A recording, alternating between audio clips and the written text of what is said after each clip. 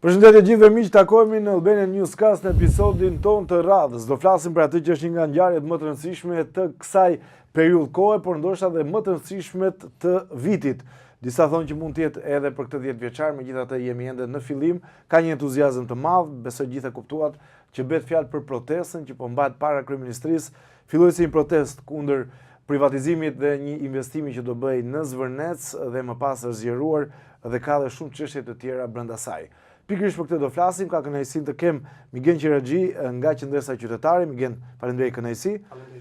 Dhe kolegun tila Almer Toska nga Timoni.al. Almer, faleminderit, kënaqësi. Almer, gjithmonë emisionet hapen me gazetarët. Si të zhdukur deri tani gjithë kjo lëvizje, kjo protest, ka një entuziazëm që duhet theksuar, ti ke qenë kritik në disa gjëra apo jo? Po.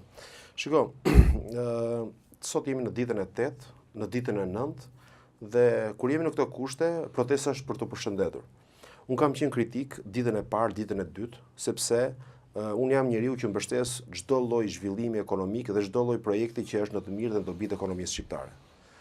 Fakti që disa ambientalistë dhe një grup njerëzish, që unë mendoj që janë sponsorizuar për interese për qëllime të caktuara, do t'i vëmë emër Soros, do t'i vëmë emër grek, apo do t'i vëmë emër gjeopolitik për çështje interesa anti-shqiptare, hajtë vëmë një emërtim, por nuk është në të mirë Shqipërisë ajo dorë e cila e ngriti këtë protestë kundër projektit. Dhe unë mendoj që aktualisht ata interesat të cilët duan që projekti ta anashkalohet, po e nxjerr kokën. Çfarë do thotë kjo gjë? Neve kemi parë media në lajmet në mediat greke që thuhet qartasi që e ftojnë familjen Trump, e ftojnë Ivanka Trump dhe Jared Kushner që të investojnë në Mykonos. Pra, projekti i Zvërnecit, ato para që do hidheshin në Zvërnec në dobi të ekonomisë shqiptare, do transferohen tashmë, mund të transferohen, uroj që mos ikin kurrë në Mykonos. Greqia ka shumë, është një vend përradhor, e ka bekuar zoti, dhe nuk është mirë që të marrë dhe këtë investim plus dhe neve të jemi një hap mrapa në zhvillimin e turizmit. Shiko, ne jemi një vend që po e zhvillojmë turizmin gradualisht, po e rrisim nivelin e turizmit. Jam dakord me turizmin, po duhet të kthejmë pak tek pjesa e parë, se janë akuzat të forta. Tani ka një gjë. Masero pak, ku bazohesh në këto kritika? Pse mendoj që shiko, lufta ndaj familjes Trump dhe presidentit Trump është e përfshirë, është politike e gjitha, është në gjithë botën. Dhe çdo kush është interesuar, ka interesin e vet, le ta bëj, nuk është problem aty ta kritikoj, sepse edhe Trump ka bërë veprime që s'duheshin bërë. Pra, është për të kritikuar. Sot unë Trump e kritikoj, unë kam qenë një mbështetës i Trump për atë për çka sillte qeverisja e shkuar e Bidenit, por ndërkohë jam kritik me Trump dhe sot, sepse sipas të dhënave që dhe çfarë referencave mediave amerikane apo njerëzve që kemi atje, ekonomia në Amerikë është më keq se nivelin se në qeverisin e Biden. Ka bërë zgjedhje të gabuara. Po të rikthehemi tani prapë autoritetin shqiptar. Unë t'i themi gjë që sot mendoj që Fondacioni Soros, që është një mega fondacion që ka interesat në gjithë vendet e botës, sot në Shqipëri, unë mendoj që po përplaset me Trump në territorin shqiptar për ndikimet që do t'japi, në efektin që do t'japi në politikën amerikane. Po përplaset këtu dhe për interes ekonomik. Pse? Po përdorë Shqipëria për goditur Trumpin, po thua. Po patjetër sepse ka një përhapje të llahtarshme të lajmit dhe ngjarjeve në pasqyrim mediatik. Është jashtëzakonshëm. Pra pasqyrohet Shqipëria dhe kjo nuk i bën mirë ekonomisë shqiptare. Por unë mendoj që në këtë rast po vjet në provë Edi Rama.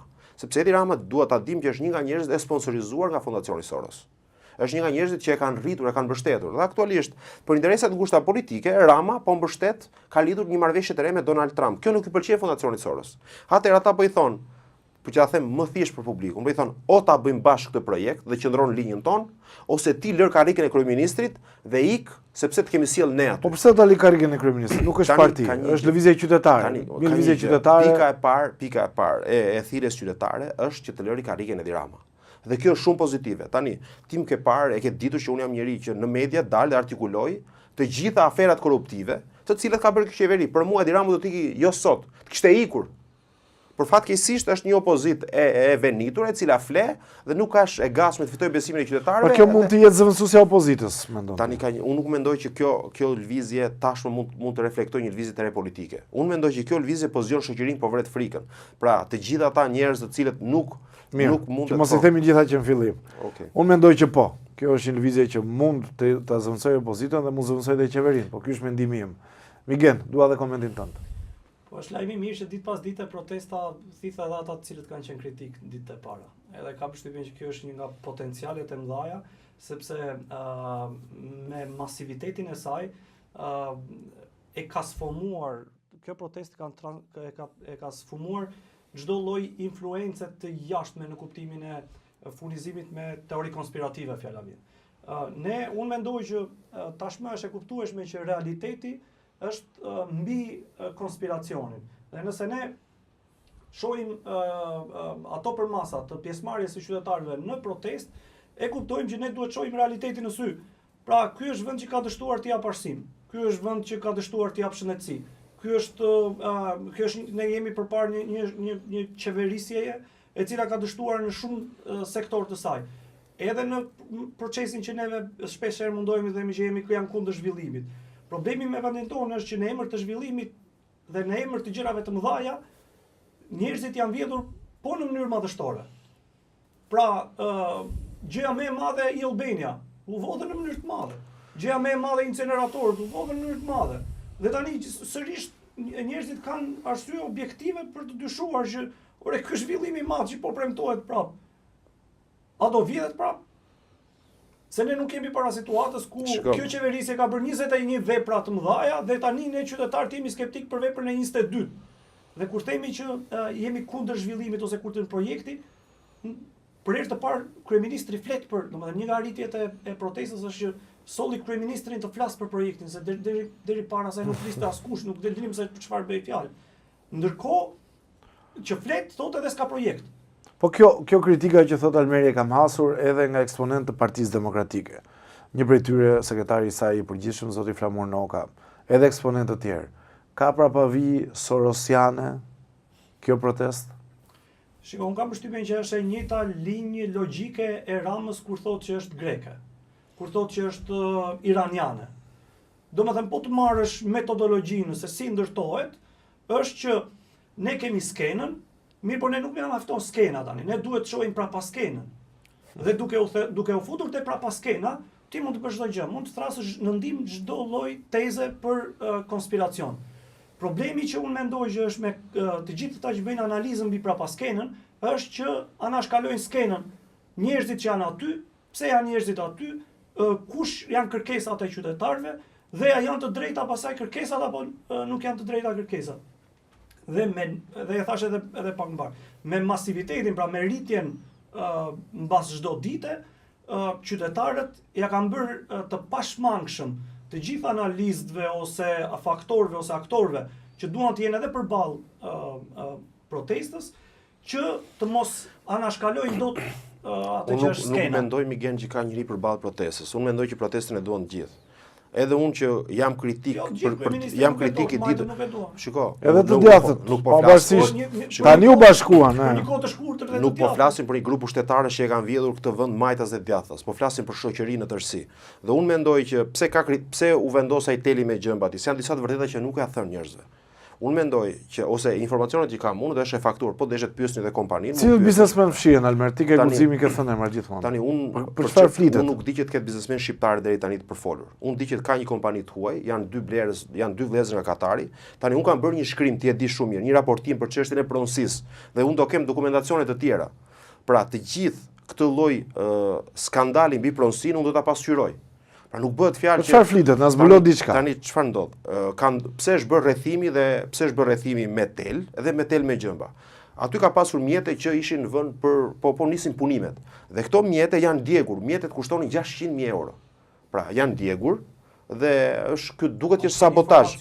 Po 100%, po, janë ka një gjë. Mjetet janë djegur në pyll. Unë mbaj përgjegjësi për këtë gjë që them, sepse informacionin e kam të konfirmuar. Mund ta konfirmoj edhe Arbi si gazetar dhe ju mund të bëni një fakt check. Jam dakord, edhe nëse është kështu nuk justifikon pra. Tani ka gjë, unë nuk shiko, ajo që ka ndodhur me djegjen, që ka ndodhur me trekjen zvarr, që ka ndodhur me goditjen atyre është ajo nuk duhet ndodhte kurrë. Atëherë, çfarë të ndodh sot me atë projekt? Aty ka disa familje të cilat kërkojnë pronësi. Dhe është një i fortë aty i cili ka dalë mbi këta duke bashkëpunuar me një gjyqtar të korruptuar, i cili quhet Alaudin Malaj dhe në këmbim, sipas fakteve, del aty që përfiton 25.000 metra për truall, territor, sipërfaqe, pa qenë banor, si përfitoi ky gjyqtar ato. Pra Laudin Male njëri përfolur për korrupsion. Aty kemi familjen Shehu që pretendon pronësi. Aty un kam një sër të dhënash dhe gjyqesh të cilat janë të mbi vendosura në vite, të cilat këto gjyqe tregojnë që mbi pronësinë ka problematik. Por un nuk dua të pengoj pronësia zhvillimin. Le ta zgjidhë gjykata, le të reflektojë, le të shkojnë SPAK, që është edhe shumë mirë SPAK-u që ka urrëtim, sepse duhet hapi. Sepse prona është e familjes Frashëri e para. Pronarët e parë është familja Frashëri. Është Abyl Frashëri, më pas është shitur për sipas të dhënave për çështjet e investimeve çështën kombëtare në atë periudhë, e kanë përfituar disa familje, sot e gëzojnë disa familje që nuk e meritojnë ta gëzojnë. Hajde diskutojmë pronësinë, por jo projektin. Duhet ta lëmë që projekti të zhvillohet. Ora un jam i parë që do të çojnë SPAK pa dinë momentin që un do kem të dhëna të tjera ekstra, sepse nuk kursehem ndaj të vërtetave që janë dobi të shoqërisë. E kanë bërë me çdo lloj oligarku. Problemi nuk është projekti. Tani ka sipas të dhënave, sipas informacioneve që kam unë, ka një projekt i cili është prezantuar nga kompania arkitekturore, e cila ka paraqitur një projekt me 4 kat. Ivanka Trump, sipas asaj që mua më kanë thënë, e ka refuzuar dhe kërkon një projekt me 2 kat. Pra të ulet dëndësia e ndërtimit dhe të lejohet habitati normal i atij habitati natyror që është sot në Zvërnec. Tani, në qoftë se neve do të kundërshtojmë projektin, do të kundërshtojmë për zhvillimin, hajde ta kundërshtojmë, hajde dalim. Por ai bën mirë kjo Shqipërisë. Unë për këtë jam. Në momentin që e lëmë atë lloj habitati, sa të ardhur ai sjellin. Se nuk duhet neve që të sjellim. Nuk mund të stigmatizohet askush me faktin që për të ngritur pikpyetje mbi investimin, ti të thuash je kundër investimit. Sepse shiko, ka modele, thash janë nisur përpjekje për ta penguar këtë investim në Shqipëri. Dhe këto përpjekje nuk janë të kaq të thjeshta, sepse nuk ka dalë Ardit Gjebreja, nuk ka dalë dot, por unë kam në mendjen time kush e ka bërë. Çdo kush është i lirë të besojë në çdo gjë sot. Unë ti themi që aty Ardit Gjebreja s'ka dalë me kokën e vet, Olta Gixhari, dhe ka një prapavi që ai projekt mos të ndërtohet në Shqipëri dhe kjo nuk duhet të ndalohet. Për këtë jam unë. Hajde të protestojmë kundër Edi Ramës gjithë ditën. Nuk besoj që ka ti e di organizimin. Çfarë ndodh? Ta serojmë që këtë se është një kritikë që vjen në një pjesë e madhe opozita. Shiko, mos më atako mua me opozitën, mos më atoj. Unë jam kritiku më i madh i opozitës dhe ti e di shumë mirë. Opozita e protestës. Jo, nuk jam kurrë opozita e protestës. Unë jam me projektin. Tani ato ka një gjë, ti e di shumë mirë se më fal Migen, sepse më atakove qëllimisht. Shiko, ne ti themi publikut që unë jam njeriu që kam denoncuar më shumë në këtë vend afera korruptive. E kam për opozitën e protestës. Opozita shkof në pjallë. Opozita është Agron Shehaj, është Adrieti Glapaj. Janë shumë Alim Qorri. Ti je opozita e protestës, se po të flas në mënyrë miqësore se jemi në podcast dhe jemi të lirë. Opozita pra do të thosh ti mos të duash largimin e Edi Ramës. Unë jam i pari që dua largimin e Edi Ramës dhe kam faktuar. Pse? Kam çuar në SPAK disa çështje korruptive të kësaj qeverie zotri. Dalë dhe flas për Belinda Ballukun nga një sekretar. Atë s'mund të jem, unë jam i pari që mos e komplekso se nuk të lidha me PD-n. PD-ja për mua është një forcë që kisha opozitë në tërësi. Unë kërkoj për mua protesta do të dalë dhe të protestoj për gjitha ato që përmendi Migeni sot. Shiko. Por sot unë nuk mund të dalë në protestë dhe të them që hajde, çfarë diskutuar protestuesve? Të thonë ne jemi pro zhvillimit të Shqipërisë, pro projektit. Shumë mirë. Dhe jemi kundër Edi Ramës dhe hajde të jemi gjithë të kundër Edi Ramës. 1 muaj, 2 muaj. Edi Rama nuk do të larguar sot, të larguar me kohë. Po nuk ka ndodhur kjo. Kjo është problemi që vetëm aty të flasim që kemi se kemi ndërprerë. Kjo që po thua mund të reflektoj frikrat që ti ke. Po kjo nuk është e vërtetë kështu. Si ka nisur kjo histori? Kjo histori ka nisur sepse flasim për Karkalecën. Jo, pra nuk është kështu tani. Po le tani, nuk është kështu. Nuk është kështu. Historia nis kështu. Dikush shkon aty e rrethon. Rrethimit i vet tel me gjemba. Shiko, nuk ka asnjë kantier në botë ose në gjuhën e ndërtimit, në çështjet e arkitekturës ose ndërtimit. Një objekt rrethohet sepse ka interes për të mbrojtur qytetarin që kalon pranë. Pra objektet përgjithsisht rrethohen, kantieret rrethohen për të siguruar qytetarin që kalon pranë saj. Nuk ka asnjë kantier në botë që rrethohet për të mbrojtur nga qytetari. Nuk bën kjo, nuk ka sens kjo. Ajo që ka ndodhur aty është që është rrethuar një territor për ta mbrojtur nga njerëzit. Pra vendos tela me gjemba, ajo është tel me brisk. Ajo është tel me brisk që ata e përdor ose kufiri, ose objektet e sigurisë së lartë që mund të jenë ambasada në vende ndryshme ose burgje. Dhe kjo nuk bën se nuk ka asnjë manual të mënyrës se si rrethohet një kantier në vendin tonë edhe sipas kuadrit ligjor që të jetë në atë format. Tani qytetarët ndodhen pas kësaj situate dhe reagimi vjen në këtë moment. Ka njerëz që për palishmërinë që ka ndodhur aty, shkojnë dhe reagojnë. A ka projekt askush nuk po na thonte. Sa është projekti? Të gjitha këto, të gjithë këtë informacion e kemi diskutuar mbasi qytetarët shkuan aty, ambientalistët shkuan aty dhe pa një tokë të rrethuar me gjemba. Dhe u morën zvarr. Dhe u morën zvarr, nuk është asgjë, po u morën zvarr në syt policisë që mbronte dhunuesit. Tani ky është një moment shumë i rëndësishëm, sepse në atë çast u bë e dukshme, një e padukshme që na ndodh të gjithëve në jetën tonë. Kemi në pallat, kemi në lagje, kemi në parkim të fortë që në sy të policisë të marrin zvarr, të dhunojnë, të heqin dinjitetin. Dhe kjo e kemi diskutuar me Dhe kjo është arsyeja kemi artikuluar që kjo qeveri e ka kaluar, e ka mbush kupën. Po dhe kjo është arsyeja. Tani të flasësh këtu, shikoj, në 90 ka ndodhur një fenomen shumë interesant. Se ne diskutonim për shkak edhe se me ekipin tonë jemi të fokusuar pak tek periudha e komunizmit, në 90 ka ndodhur një fakt interesant, që studentët për shkak të një gjeneratori që u prish në qytetin Studenti, iniciuan atë që ishte revolucioni kulturor sistemik i sistemit që ishte demokracia që rrëzuan diktatorin nga një gjenerator. Panelet në 90 nuk thrisnin elektricist. Pse u dogje transformatori dhe të rregulloi transformatorin. Sot ne nuk mund të diskutojmë studentët dhe presidenti u zgjodh Sali Berisha. Sot ne nuk mund të diskutojmë. Këtë po diskutojmë keq përdorimi për interesa politike dhe prapavija që mund sjellin nesër. Ka prapavi Migena apo jo? Sot ne nuk mund të diskutojmë. Kjo që thot Almeri, vetëm sa ta përfundoj këtë. Nuk mundet që të ne të ngecemi tek projekti të dhënat, kjo është e kaluar tashmë. Aty s'ka më gas. Aty s'ka më gjemba. Policia e shtetit ka kaluar një investigim. Drejtori i policisë së Vlorës është shkarkuar. Drejtoria e përgjithshme e Tiranës përgjigjëstron deklaratën e policisë së Vlorës. Domethënë këtu kemi një situatë palishmërie totale, të cilën qytetarët me reagimin e tyre e fituan dhe nuk do kishte ndodhur nëse nuk do kishte reagim qytetar. Tani, a ka prapavi politike? Një ne duhet kuptojmë që në momentin që ti del në shesh, ti je politik. Më thënë, frymon politikisht, kërkesa është politike. Rama në burg, Berisha në burg. Qa është kjo? Kjo është një lloj establishment, një lloj le të themi shpërfaqje indinjate të një mungese të përfaqësimit në vendin tonë. Unë me shumë kur shikoj të rinjt aty, kam një kështu lloj ndjesie që aty është protesta e atyre që nuk kanë votuar ndonjëherë. Që nuk kanë qenë të përfaqësuar asnjëherë nga partitë politike dhe në një farë forme ka ndodhur ajo që për shumë kënd prej nesh kanë rënë tezat.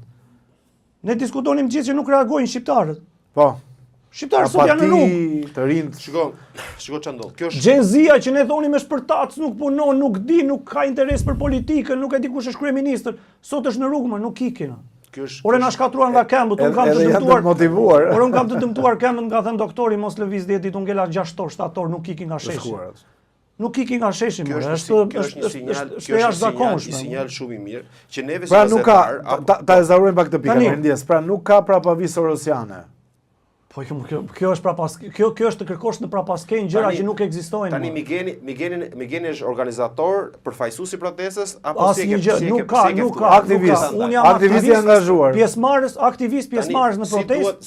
Si duhet ta faktoj që është Soros i mrapa Migeni apo si duhet e tha vetë tani, ai u distancua. Ka një gjë. Jo, më nuk ka lidhje, shumë mirë që del. Edhe unë jam ai u distancua, pra që s'ka lidhje Sorosi në këtë po ta thot. Problemi është që nuk e përjashton dot, nuk e fakton dot Migeni që ka apo s'ka. Po nuk ka rëndësi kjo, po kjo nuk është e rëndësishme për të biseduar. Sepse unë ta thash. Studentët dolën në dhjetor. Ti po refuzon realitetin dhe po krijon realitete paralele. Nuk ka fare. Unë jam nemi pro protestës, të vazhdoj protesta deri në fund të largohet Edi Rama sepse e ka qelbur. Largimi i Edi Ramës sjell largimin e Sali Berishës, sjell rinovimin e kastës politike, rinovimin e shoqërisë. Këtë gjë e kanë bërë dhe e bëjnë me vite duke denoncuar o Migen. Problemi është ku na çon neve protesta nesër, cilët janë grupime demokratizimi i vendit. Po ka një gjë, Arty nuk Por sot kryeministri i vendit ka zbritur nga Olimpi më kurinte me arogancën e vet. Ka një gjë. Ai shtoi arogancën ditën e djeshme në Elbasan.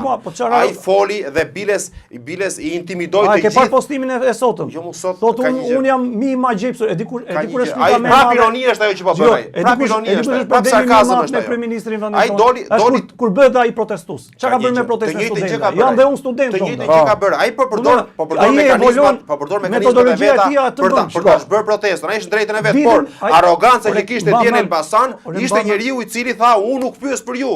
Ti do më thu, sot protesta është kjo gjë. Dhe ti mendon që ai nuk është i shqetësuar nga kjo që ai shumë i shqetësuar sepse është i shqetësuar ndërkombëtarisht opinioni publik. Ajo që do të them unë është sot kjo protestë ku e çon shoqërinë shqiptare? Çfarë sjell në realitetin politik? A sjell më një lëvizje studentore si në Serbi? Pyetja për mua është ka dëm apo jo? Për mua nuk ka dëm. Dëm është nëse formohet një formacion politik që është i ngjashëm me këtë që është sot. Dëm është mos ta paragjykojmë. Këto kemi neve sepse mos ta paragjykojmë. Ore kupton. Mund të krijohet, po paragjykojmë. Aty ka shumë grupe të cilët kërkojnë marrin përfaqësimin e protestës, ndërkohë që qytetarët kanë dalë të derdhin dufin e tyre për ato teza që ata ngrenë që arsimi, shëndetësia, nuk blej dot apartament. Problemi është kush do përfitojë politikisht. A do kemi në thonjza një Sali Berish i cili do dalë nesër përfitues? A kemi regjizor si Ramiz Alia, si 90. Sa këtu mendoj që hajde bëjmë të analizën. Atëherë ta bëjmë analizën. Janë faktorët politik. Shikoj nga dhjetori deri më sot, për shkak të një seri skandalesh në qeverisje, nuk ka ngel, le të themi, grupi strukturuar që nuk ka thirrë qytetarët në protestë. Opozita i ka thirrë qytetarët në protestë. Partitë e vogla i kanë thirrë qytetarët në protestë. Organizata si ne i kemi thirrë qytetarët në protestë. Dhe në një farë mënyre, të gjithë po mendonin që qytetarët nuk reagojnë, pavarësisht skandaleve të mëdha. Ajo që ka ndodhur sot është një mësim për gjithë ne si aktorë dhe faktorë në shoqëri. Është që më në fund në ambientin politik të vendit tonë, përveç opozitës, po shtohet edhe një faktor i tretë që është qytetari, që është individi që në mënyrë të paorganizuar politikisht deri në një moment edhe të bëhet kërcënim për pushtetin. Sepse çfarë ndodh? Ndodh që nëse ti ke pushtetin sot, si bëhet kërcënim për pushtetin? Në çfarë? Ja ta them unë, shiko. Sot një kryeministri pavarësisht retorikës ka bërë mbrapa nga të gjitha problemet që ne tham pak më parë. Kangjëllati Hoqi, Telin e Hoqi. Ajo është vizje që ka bërë kompania private. Drejtorin e Hoqi. Të policisë. Ajo du shkarkuar rang dhe ministri mos sepse është sjellje anti-njerëzore. Ka reflektim. Ka dhënë efekt. Shiko, zinxhiri i policisë aty ka kaluar i gjithë në hetim. Sot është duke u munduar të thënë që ju keni për ta parë, do vi dita kur do thotë që edhe unë jam protestuese, kështu e ka bërë ai.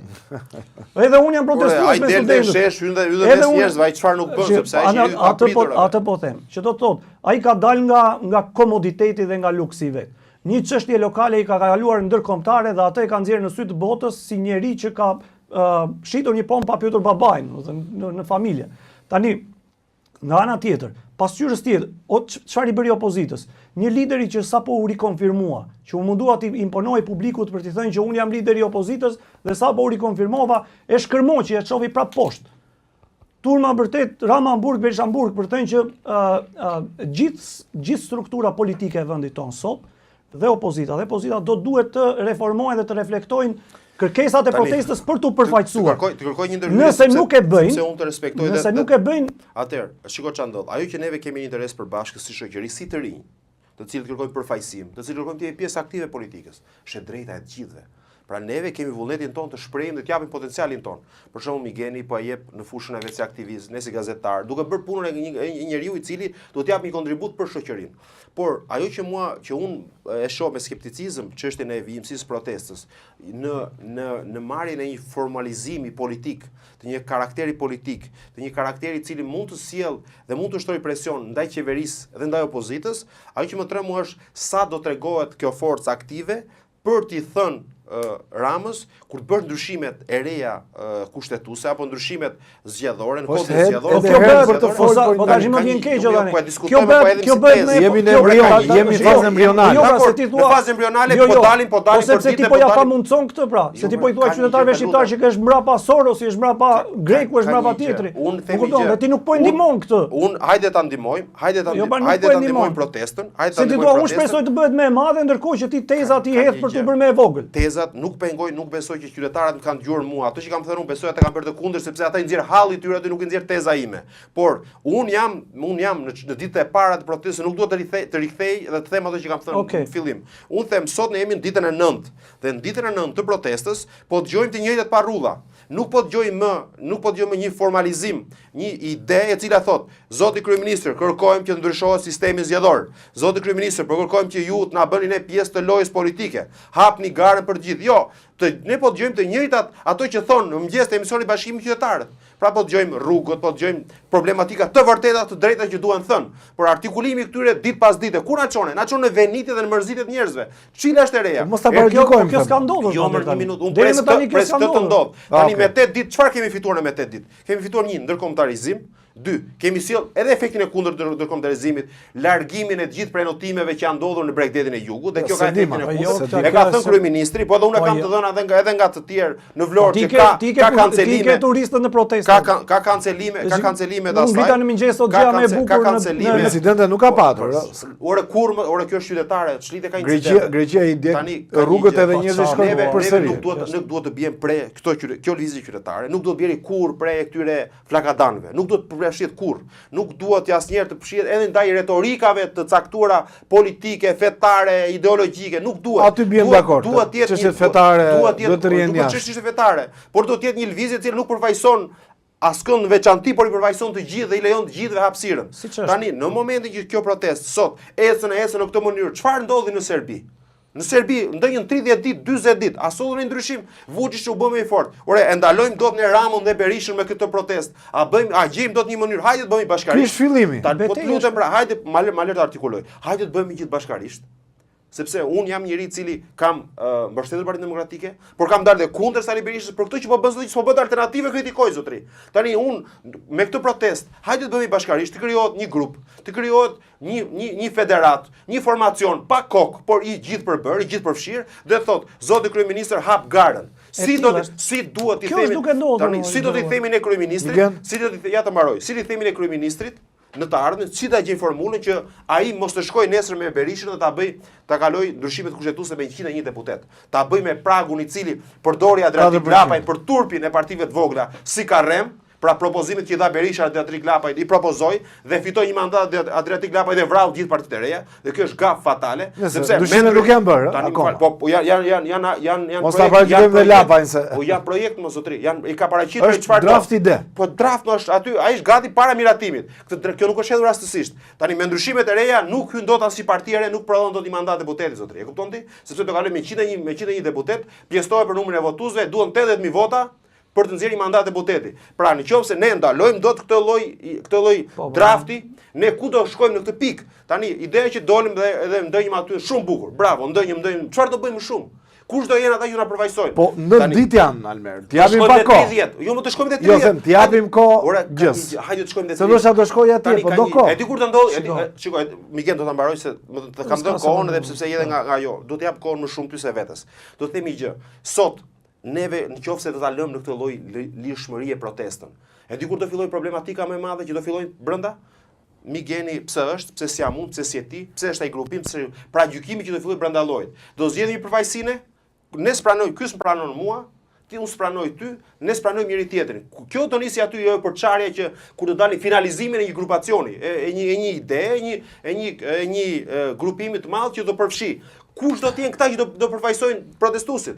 Si do zgjidhen këta? Jam pyetje që duan pa kohë. Ka një, jo duan, hajde më sa kohë duan, pas një muaj, çfarë do? Nëse Migeni është pak më afër se mua. Migeni se japin përgjigje këtyre edhe mbarova. Unë mendoj, po si dhe këtyre përgjigje ti rrit 3 muaj në shesh nuk bën asgjë. Ata të bëjnë ndryshimet kushtetuese, ata të bëjnë ndryshimet ligjore dhe në fund fare ti protestos fiton asgjë. A ndikojmë dot Migen neve me këto numra që ti themi, e di çfarë duhet çfarë bën kjo. Kjo është shumë e mirë si protestë në momentin që ndërkombëtarët vinë dhe i thonë, vjen vjen me Kalister Plus dhe të zotëri, gjoj njerëzit. Zotëri, ambasada amerikane në Francë, zotëri jepi zgjidhje protestuesve. Ulu me protestuesit. Qose faktori ndërkombëtar nuk zgjohet dhe unë mendoj që faktori ndërkombëtar, ja, do ta mbyll. Fjali e fundit dhe më fal. Faktori ndërkombëtar nuk zgjohet në këtë moment sepse unë mendoj që ka brenda faktori ndërkombëtar, ambasadorët të cilët janë dhe të korruptuar, janë të përfshirë korrupsion. E faktoj urikim këtë gjë. Pra mua nuk më tremb nesër, nuk më habit që një ambasador i bler mund të dëgjojë Ramën dhe nuk dëgjon protestuesit, sepse Rama ka një mision në arbër, që ne se ndalojmë dot. Por në fakt që ka dhe mirësi, që ka të mirën e vet. Ai do që të futet në histori si njeriu që mbyll negociatat me Bashkimin Evropian. Këtë do ta rrijaj me çdo lloj çmimi, ai njeri nuk e lëshon këtë lloj. Ne nuk kemi se ndalojmë për mirë. Ne do ndalojmë integrimin. Ne ndalojmë integrimin. Këtë ego, këtë ambicjet e Tiranës si do ndalojmë ne? Mua më fillin kur ti nuk resh dot se futuri një element konspirativ në strukturën tënde të fjalës, që në një moment të caktuar duke drejt, po do duhet patjetër të futësh diçka të tillë. Megjithatë, shiko. Shkon, nëse e përgjigje këtyre pyetjeve, le të na dëgjojë publiku dhe unë do të them shumë mirë, hajde ta vazhdojmë. Çfarë do fitojmë dhe si do zgjas dhe sa do zgjas. Unë mendoj që është e qartë, me kaq sa janë në shesh, është fituar kaq. Që do të thotë, nëse duhet fitohet diçka më shumë, mbase ka nevojë që më shumë të jenë në shesh dhe kjo vlen për një lloj thirrje për të tjerët që duan dhe shpresojnë për më shumë, po për ta patur këtë më shumë realitet, do duhet që të bëjmë pjesë nëse duan ndryshimin, mos ta kërkojnë te ju, ta kërkojnë vetë. Po s'ka kuptim tani që të rritë presësh e të thuash që shiko, këta s'po sjellin gjë. Nëse do më shumë, duhet që ta vendosësh edhe ti veten aty. Ke qenë protesta? Në këtë protest nuk kam qenë. Nëse kam qenë protestat e tjera të gjitha. Nëse shpresohet je i lirë të shkosh. Ka një gjë. Se ka vend për gjithë. Ka një gjë, nuk bëhet. Absolutisht po, aty nuk ka security që të ruaj se kush vjen dhe kush nuk vjen. Unë jam njëri që kam bërë që bëj 14 vjet opozit. Jam njëri që këtij pushteti kam refuzuar çdo lloj oferte ekonomike kur të tjerat janë shitur, janë bler nga më të rëndësishmit në media shqiptare. Më hyrën në hap prap. Se më provokoj. Shiko, ne kemi dashur gjithmonë që shoqëria jonë të prodhojë një hapësirë të tillë qytetare, që të kishim dhe ne qytetarët grek që ngrihen në mënyrë të beftë, pa organizator dhe i ushtrojnë presion qeverisjes së tyre. Kemi pasur dëshirë të kishim qytetar francez që ngrihen me kasketa me jelek edhe okupojnë hapësirën publike të Francës, pa e kuptuar se kush është organizatori dhe pa e kuptuar kush është drejtuesi.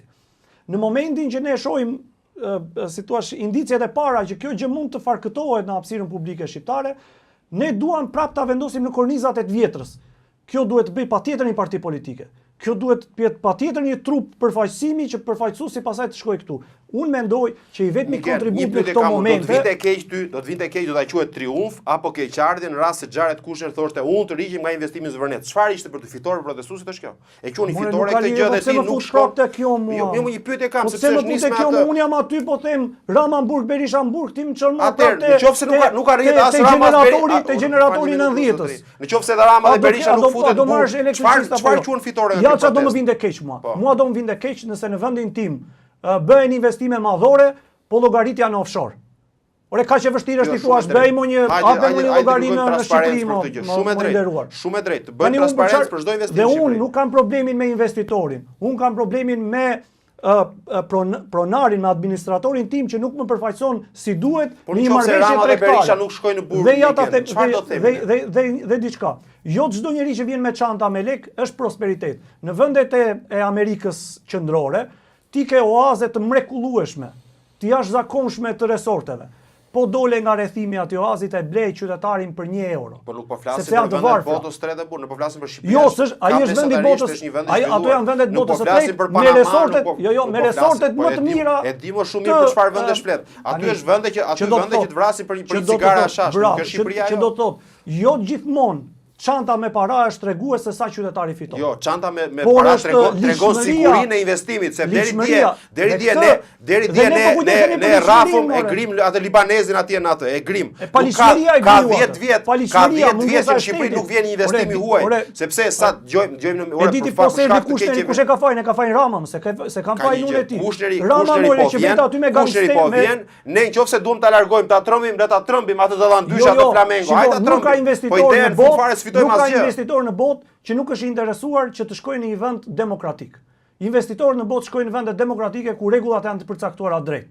Se po i vendosi rregullat një kryeministri tjetër ikën e tikën dhe Xharet Kushner se po më vure pozitiv të mbroj Ramon tani se s'do ta bëj kurrë. Ti mendon që Xharet Kushner vjen në një vend pa sigurt? Indirekt po e mbron. Do ishte më i lumtur nëse këtu ishte shumë e stabilitet dhe shumë e garantuar. Dhe e garantuar dhe stabilitet vjen vetëm nëpërmjet demokracisë dhe transparencës. Unë jam dakord. Nëse qeveria bllokon transparencën, bllokon ligjshmërinë, dëmton dhe investitorin. Dhe kjo është duke i ndodhur. Ata më fal tani ne jemi një vend aq i vogël sa nuk është se po bien e po flen me ne. Fakti që këtu institucionet nuk ofrojnë një siguri për investitorin nuk është i qytetarit. Derisa ka ardhur ai ka marrë një garanci që ka ardhur. Po ardhmja e protestës, se kjo është një pyetje që ngren të gjithë tashmë. E kam dëgjuar në çdo kafene që shkoj, ka beshi çfarë do ndodhi, do hapjet kjo, do bëhet ashtu, do bëhet kështu. Si e shikon ti? Ardhmja e protestës është ardhmja e qytetarëve. Unë vetë di që do shkoj gjatë. Do shkoj prap. Jo, do dalë në protestë. Patjetër. Pastaj nëse qytetarët vendosin që të masivizojnë duke parë situatën, unë mendoj që mund të bëhet një shumicë bllokuese e hapësirës publike që të imponojë çdo lloj ndryshimi që ata duan. Je për ta bërë formacion politik? Nuk besoj se hapësira politike shqiptare pasurohet me një parti të 128. Duket se ka diku tek 100 disa parti. Është një parti, jo parti, po që ka një mbështetje. Unë mendoj që modeli që ne fitojmë nga kjo protestë është modeli i qytetarit që politikës i del nga jashtë llogarive. Pra një kryeminist thotë mund të manipulojë dhe mund të blejë dhe opozitën.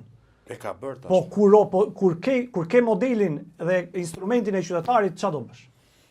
Shikoj. Ç'a do bësh? Nuk e merr dot, nuk e merr. Dhe ky është modeli që ne na ka munguar, që ne jemi duke e fituar çdo ditë me atë protesta aty. Ta vazhdoj mendimin këtu kala Migeni. Shiko, shumë mirë që Migeni domethënë nuk merr përsipër të jetë roli drejtuesit apo roli i personit që të flasin emër të protestuesit. Përgjithsisht ka. Atëherë, kur ka zakonisht protesta të tilla, unë mendoj që imponimi është shumë i rëndësishëm. Çfarë i sjellim ne të re me këtë protestë shoqërisë dhe çfarë i sjellim neve të re asaj që është prosperiteti. Një gjë është fituar, që sot për shembull kur shkon administrata unë besoj që do të përgjigjen më mirë. Kur shkon administrata nuk ka drejtor që thot 2000 euro të kryej këtë lloj të drejtë publike që qytetarët e kanë garantuar me ligj dhe kushtetut. Tashmë unë besoj që administrata është sensibilizuar me protestuesit. Unë besoj që ata bi nënash janë aty në protest, edhe ata i kanë pritur administratë ose pjesë e madhe është punësor administrat. Dhe kjo e ka dhënë një efekt që neve nuk duhet të bëhemi më patronazhist apo nuk duhet më të futemi. Po, ky lloj kuraje është shumë pozitive. Por ajo që unë kërkoj nga protesta kërkoj këtë gjë, që neve çfarë imponimi të drejtë për drejtë do të japim Ramës që nesër mos të marrë më vendimarrje pa pyetur qytetarët. Çfarë do t'i themi ne, çfarë do arrijmë ne me këtë protestë, i themi qytetarëve që t'i themi Ramës zotri, ti nuk duhet të pyes, nuk duhet veprosh për projekte kaq të mëdha pa marrë një miratim, qoftë një referendum, qoftë një takim konsultativ, qoftë një takim informues, qoftë një transparencë publike për gjithë. Të gjithë këtë gjë unë mendoj që këtu është fituar, që nesër nuk mund të ketë më projekte të mëdha pa pasur. Meqenëse po shkojmë për fundit, Migen, për ta mbyllur sepse dua të jap edhe Almerit fjalë për çështjen Balluku. Për ta mbyllur, mesazhi që ke ndaj njerëzve, ndaj gjithë atyre që na ndjekin? Unë mendoj që kjo është, ne mendoj që qytetarët në këtë vend ja kanë dalë të instalojnë një lloj modeli të mënyrës se si reagojnë edhe si protestohen.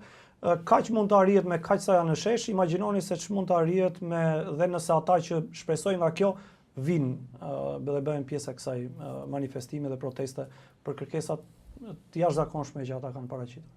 Almer, para se ta mbyll, çështja Balluku, ka qenë çështje që ti e ke ngritur shumë, e ke kthyer edhe në kauz për betejat kundër korrupsionit. Çfarë po ndodh me dosjen ndaj saj?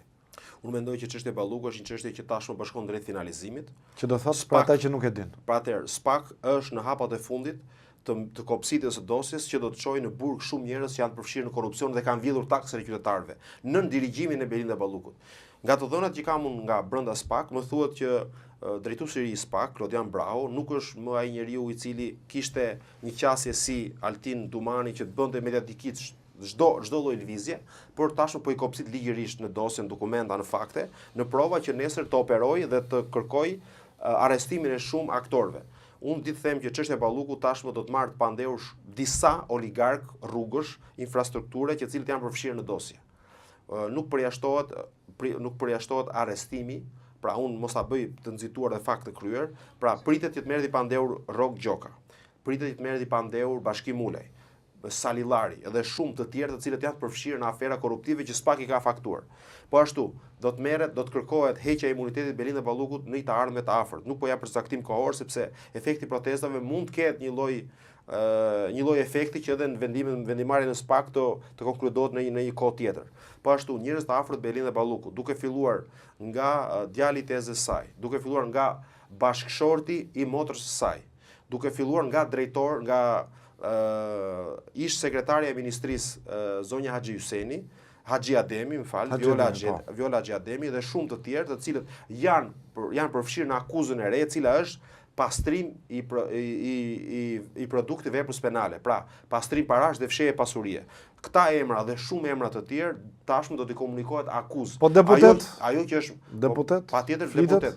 Tani nuk përjashtohet arrestimi i Cenoklosit, i Klevis Jahajt, të cilët janë përfshirë si ish drejtues. Po ashtu, ajo që kjo do jetë një mega operacion që do përfshijë shumë aktorë të përfshirë në korrupsion. Dhe kjo u mendoj që është kauza më e fortë që të kërkojnë qytetarët, përveç shumë kauzave të tjera.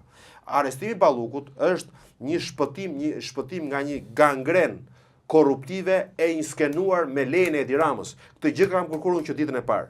Dhe edhe Belinda Balluku është nga ato njerëz që ku bënte takime, më thon të dhëna, ku bënte takime edhe me elektoratin apo stafin e ngushtë, i thoshte policëve bëni lek. Vjedhni, jepni, shkatroni. Pra është ky njeri i cili duhet dalin protestojmë ne aty, më shumë se kurrë.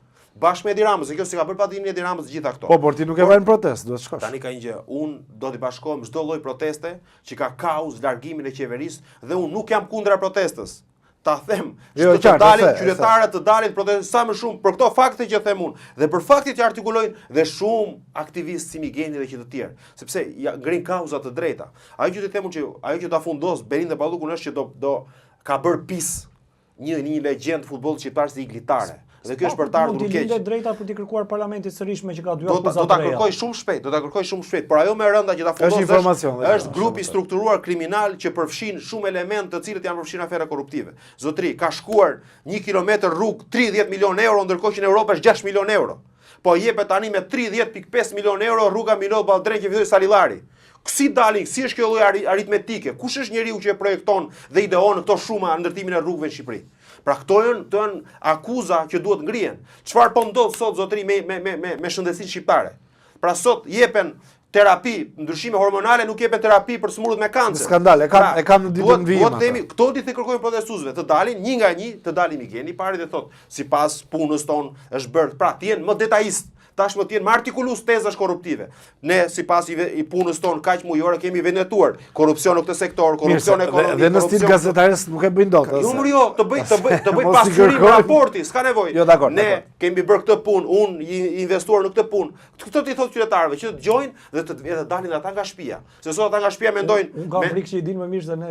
Patjetër që i dinë se përjetojnë, sepse sot shkosh në çdo institucion, të kërkojnë 5 deri në 10.000 euro për një shërbim minimalist. Sot nuk hap dot një penxhere për 2.000 euro. Kjo është arsyeja pse kam bërë. Mirëm në fund, faleminderit shumë dyve. Faleminderit Migen, kënaqësi. Faleminderit që u kisha dyve. Ndërkohë me këtë intervistë që patëm dhe me këtë debat pro dhe kundër për çështje të ndryshme, protesta apo jo vetëm, erdhëm në fund të kësaj pjese, do shkëputemi pak, rikthehemi pas me pjesën tjetër. Mos harroni, bëni subscribe, jepni edhe komentet tuaja, do t'i lexojmë, do t'i shikojmë me shumë vëmendje dhe patjetër do t'i pasqyrojmë në episodin e radhës.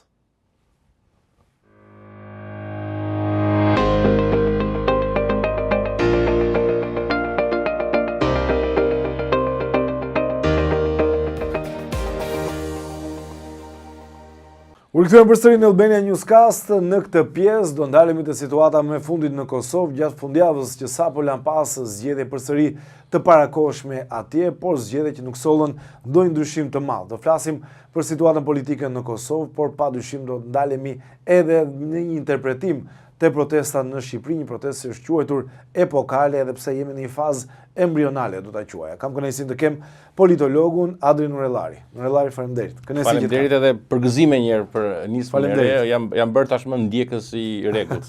Faleminderit, kënaqësi si gjithmonë që bisedojmë bashkë. Çfarë ndodhi në Kosovë fillimisht?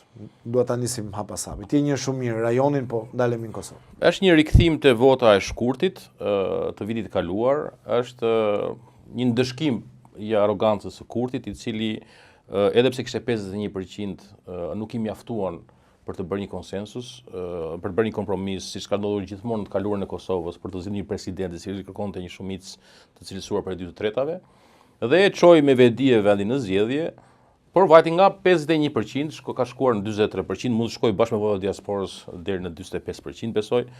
Por në fakt kjo është, si thua, mesazhi kryesor, sepse ai ishte njeriu që kishte frerët e kontrollit të shtetit, ai ishte njeriu që ishte protagonist dhe i pakapërcyeshëm për zgjedhjen e presidentit, sepse presidenti kërkon 2/3 e votave të pranishme me kriju kvorumin e nevojshëm. Dhe ai refuzoi çdo lloj hapësire, mundësie për të pasur një emër konsensual dhe e çoi me këmbë të veta vendin në zgjedhje dhe nga 51% ka shkuar 43, 44, 45, mund të shkojë me diasporën. Pra në farë mënyre shuplaka e parë, si thua, ishte për Kurtin, sepse si thua, qytetarët ja vun tavanin. I kanë thënë që ky është limiti, ja kufizuan, sado të vazhdojmë me politika populiste, me kriza, me pretendime, më shumë se kaq nuk ka ku shkon. Pra në farë mënyre e tregoj që Kosova nuk do shkojë të bëhet Kore e Veriut ose Kub, ku një person i vetëm të marrë 2/3 ose të marrë më shumë se 2/3. Kjo është mesazhi i parë faktikisht, dhe kjo në farë mënyre është një rrugë drejt stabilitetit sepse e detyron Kurtin të hyjë në koalicion. Qytetarët i kanë dhënë mesazh. Do shkojë drejt koalicionit, apo mund të kemi zgjedhje të tjera? Por shikoj, nëse kanë dhënë një gjë këto mesazhe është që qytetarët më shumë se kaq t'japin. Domethënë situata ime është e tillë. Kurti vetë nuk e zgjidhur presidentin. Pa Kurti nuk zgjidhet presidenti, ai është protagonisti. Që do thotë për ata që nuk e din sistemin në Kosovë. Duhen të 2/3 në parlament që të jenë në quorum për të siguruar votat për të bërë presidentin. Pra duhet nga 120 që janë atje, duhet të jenë patjetër 80. Kurti pretendoi se do ju afrohej, nëse nuk zgjedhet presidenti, shkohet automatikisht qeveria. Këto janë dy gjëra të shkëputura, por në kushtet kur ne kemi një president detyrë dhe kur kemi një vendim gjykatës kushtetuese të fundit të freskët, për sa i përket datës 5 mars, obligimi kryesor i kuvendit është të krijojë sa më shpejt stabilitet institucional dhe duke qenë se presidenti është në majtë të piramidës si në krye të hierarkisë shtetërore që garanton edhe funksionimin e ligjit edhe kushtetutës, edhe komandanti i ushtrisë, edhe forcat armatosura, do duhet ta zgjidhë sa më shpejt. Në moment që konstituohet kuvendi, nis një min mesatar për 60 ditësh. Sepse konsiderohet dita e parë e konstituimit të kuvendit, konsiderohet dita e parë e fillimit të procedurave për të zgjedhur presidentin. Pra në këtë situatë, në këto rrethana, është obligimi i pakapërcyeshëm dhe koalicioni i arshëm qeveritar ose do ketë edhe paketë edhe presidentin ose do ekzistojë fare një qeveri faktikisht. Pra në farë mënyre qytetarët i kanë detyruar Kurtin që të hyjë në koalicion. Të hyjë në tryez. Pra kjo është mesazhi i parë. E dyta, opozita Lim një koment për opozitën. Opozita pati një rritje të zbehtë, jo siç shpritur. Më shumë LDK-ja apo jo? Jo, e ka pasur të dyja partitë, nëse krahasoj me Shkurtin. Dhe PDK është çimentuar si partia e dytë. Pa çka se LDK-ja e shiti si fitore, se nuk e di se si shitet fitore partia e tretë, por ajo që dim ne është që opozita nuk e ka kanalizuar pak kënaqësinë që ekziston. Dhe kjo duket më së shumti te fakti që patëm një rënje goxha të madhe të pjesëmarrjes. Gati 10% mos gabon. Gati 10%, por nuk është 10%, është 20% atyre që morën pjesë herën e kaluar. Domethënë mes atyre që morën pjesë, kjo është një rënje shumë e madhe, shumë e ndjeshme, pra një pjesë e mirë qytetarëve janë ndirë të pakënaqur, janë ndirë sikur votat tyre s'vlen, sepse me votën e tyre ata nuk bën diferencën, dhe kjo është një argument kryesor shkencor që nga Anthony Downs e të tjerë, që një arsye kryesore pse pjesëmarrja bie është sepse njerëzit shikojnë që gara është e paracaktuar, fitimtari është i paracaktuar, është i parashikueshëm dhe nuk ka shanse për pasim përmbysje. Dhe vetëm kjo një herë mjafton për të treguar se sa aftë ka qenë opozita atje për të ndjellur ose mbjellur një sens alternative. Adri, PDK-s. Pastaj ndalemi te LDK. Po PDK si mungojnë liderët e saj faktikisht, edhe PDK janë në Hag. Janë në Hag atë dhe ne kemi një pengë dhe plagë të madhe dhe është e pamundur që të futemi në reforma të mëdha dytësore që duken sikur të brendshme, po themi, të cilat duken sikur ja mbyllin derën atyre. Ne presim ata të kthehen. Kështu që në këtë aspekt PDK-ja edhe e ka hapësirën e manovrës shumë të kufizuar.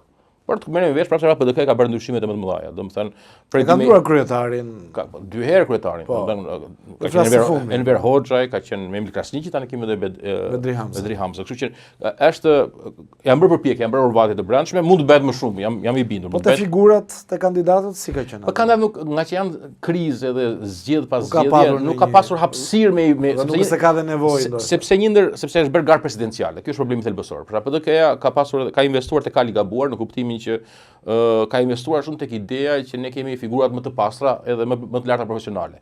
Në këto zgjedhje për shembull ka qenë 65% e listës ka qenë me kandidatë që kanë asnjërin në garë më para. Por kjo nuk mjafton sepse në zgjidhje të jashtëzakonshme ku fushata është vetëm 10 ditë edhe ku tensioni është shumë i madh, e ketë pamundur me i promovu këto figura. Pra janë shumë gjëra me thënë drejtën, por ka një dualitet. Do kaloj pak dhe te LDK-ja me zotit Hamza dhe zotit Lushtaku, e dëgjoj her pas here. Jo, nuk është se ka dualitet, përkundrazi, zoti Lushtaku është një nga njerëzit kryesor që ka insistuar për ardhin e Bedri Hamzës. Zoti Lushtaku është thua target dhe objektiv, duke qenë se i trem shumë e kaluara, sidomos votuesi tipik jugo nostalgjik i vetvendosjes, i trem shumë kjo e komandantit të UÇK-s. Ja vënë dukje kolaboracionizmin e kaluar jugoslav, edhe prandaj provokohet enkas dhe mediat afër qeverisë enkas e çojnë vëmendjen tek ai, sepse e dinë që ka këtë efekt e elektoratit tyre. Pra nuk ka të bëjë me dualitet brenda partisë, por ata e dinë që duke i nxjerrë në pa këto figura të UÇK-s, farë mënyre e mobilizojnë elektoratin tradicional të LDK-s ose të jugo nostalgjikëve. Adri, është e vërtet, ose cili është mendimi jot, që Albin Kurti, pavarësisht situatave, qëndron parti e parë se është një lider i pakorruptuar. Kjo është një tezë që has kudo. Si është realiteti, se gjithë e dinë detajet në Kosovë? Nuk e has kudo, në Kosovë është ndryshe. Në Shqipëri? Në Shqipëri, sepse në Shqipëri mbaj mend akoma Kurtin e para 15 vite ku ka qenë opozitar dhe shikoj me romanticizëm. Si është e vërtet? Edhe nuk e sa më larg të jetë, aq më pak vjen era. Edhe këtu duke qenë se është larg, vjen erë më pak. Tani unë shkreti që vetë Tiranë, Prishtinë çdo javë, po them që është njësoj, Edhe për ata që na ndjekin sa ka ardhur nga Prishtina. Sa jam ardhur fiks nga Prishtina edhe duke, po. Në këtë aspekt do të kuptojmë diçka. Edhe këto janë situatë 3 leksionet kryesore që mund nxjerr unë si studius në këtë rast të këtyre zgjedhjeve faktikisht si sinjali që i marr unë të freskëta. Sinjali i parë është që revolucioni i 2021-shit është institucionalizuar. Pra Kurti nuk është më kalimtar, por Kurti është, si thua, është aty përqendruar, ka ndërtuar një parti solide tashmë, dhe duket që nuk është një fenomen rastësor, por është një fenomen i një zhvendosje i ndryshimi. Dhe unë mendoj që këto zgjedhje përcaktojnë ose përbëjnë fundin e tranzicionit të pas luftës së Kosovës. Pra unë mendoj që nëse ka një element që mund të vitë në duke për këto zgjedhje është që ato çarje ose ndarje të mëdha që kanë dominuar 20 vjet pas lirimit të Kosovës, ato tashmë janë zbehur.